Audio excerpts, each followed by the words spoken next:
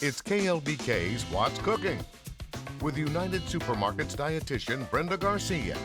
Sponsored by United Supermarkets.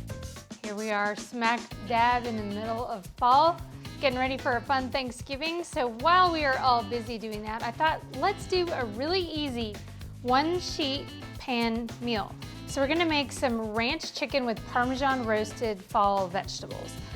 I think it's pretty easy. Let me show you what I already have done. So I grabbed a package of boneless, skinless chicken thighs and I marinated them with the Primal Kitchen ranch dressing and marinade. So I've just had that going for a few hours. I've just let the chicken sit in that, and we're gonna set that aside for a second. Now I've got my vegetables. I've got my acorn squash and I cut that up, and it's a little bit of a challenge to cut the squash up, but that's the hardest part of the recipe. So I've got it all cut up. I'm gonna put it in a large bowl. I decided to add a yellow squash. You could also use zucchini. And the great thing about this is you can kind of mix and match. Then I also grabbed some beets, and I'm gonna toss this in because it will turn your fingers a lovely shade of red. And we're gonna move the bowl here. And then let's not forget Brussels sprouts, those good old vegetables. They're called cruciferous vegetables, and they're so good for our digestive system.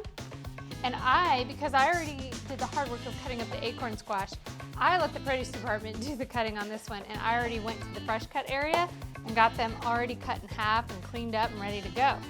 So now I'm gonna drizzle just a little bit of olive oil on here, and then maybe a couple of tablespoons in there. And I'm gonna use about a teaspoon of salt.